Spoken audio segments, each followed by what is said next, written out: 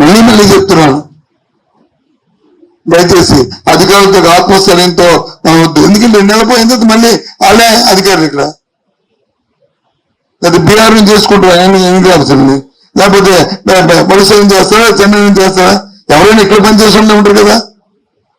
లేదంటే హెరిటేజ్ నుంచో రామోజీ దీన్ని ఇందో చెప్పాడు కదా మీకు, చిట్ ఫండ్ నుంచి వేసేయాలి, భారతదేశం నుంచి వేసేయాలి. అది రాసి మా తల్లి అలా రాసి ఇద్దరు వేసి ఉండింది. ఓ రాయమ్మ నీ మాట వింటారు కాబట్టి ప్రధానమంత్రి గారు రాసి రాసి పర్వాలేదు.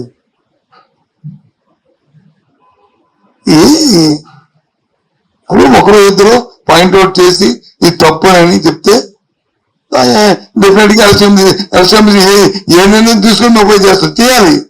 ఇది ప్రజాస్వామ్యం ఎలక్షన్ నో అనడానికి వీలు లేదు. అభిప్రాయం చెప్పడం వరకు అభిప్రాయం చెప్పడం తప్పు కాదు అని జస్టిస్ అంతే. ఆ విషయాన్ని చెప్తామని మిమ్మల్ని పిలిచాను, దయచేసి ఓకేనా.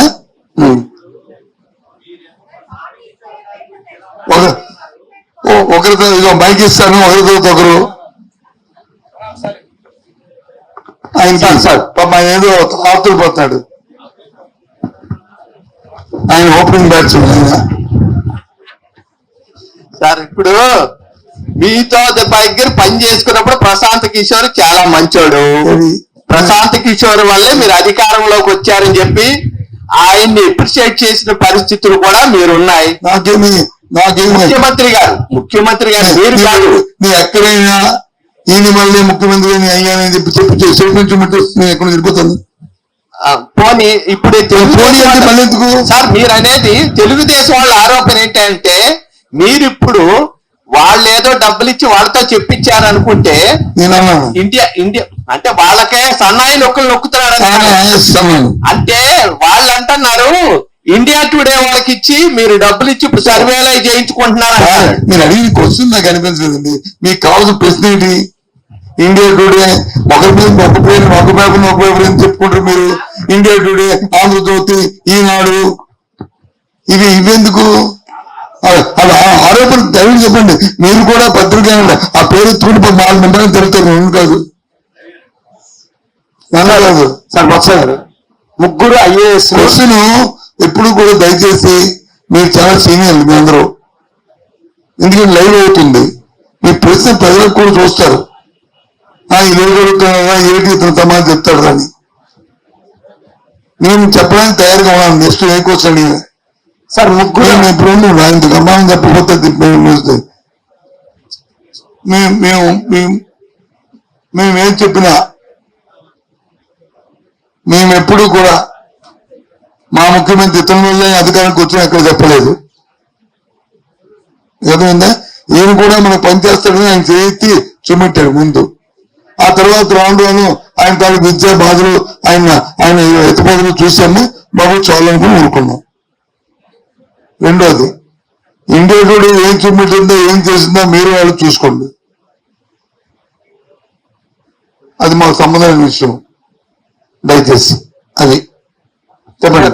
ముగ్గురు ఐఏఎస్లు 5గురు ఐపీఎస్ల యొక్క నివేదిక తెప్పించుకున్న తర్వాతే ఎలక్షన్ కమిషన్ వాళ్ళ మీద చర్యలు తీసుకుంటే అది వార్తగా రాస్తే అది మీకు తప్పైందా? కాంతి రాణా విజయవాడ కమిషనర్ ఇప్పుడు మీడియాలో సార్ మీ ముందే నేనేమన్నాను, ఎవరో 2-3 మీద మీరు స్పెసిఫిక్ గా రాయిస్తే ఎలక్షన్ తీసుకునే నిర్ణయాన్ని కట్టుబడి అందరూ ఉండాలి అన్నాను.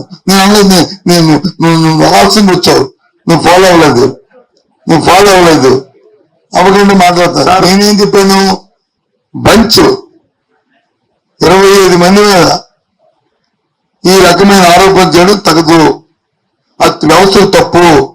ఈ రాసిన 28, 29, 30 మంది గత ఈ రోజు వాళ్ళేమీ అపాయింట్ అవ్వలేదు.